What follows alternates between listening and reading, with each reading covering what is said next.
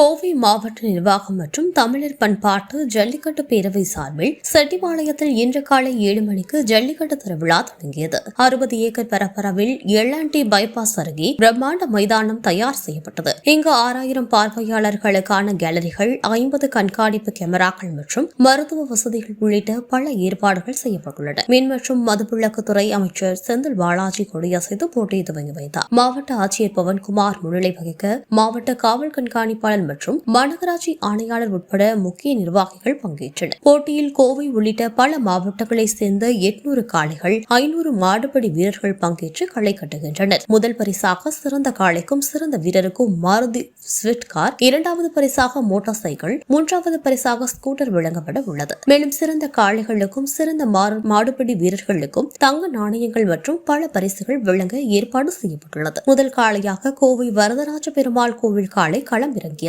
விழாவிற்கான 1,00,000க்கும் மேற்பட்ட பார்வையாளர்கள் வருவார்கள் என எதிர்பார்க்கப்படுகிறது.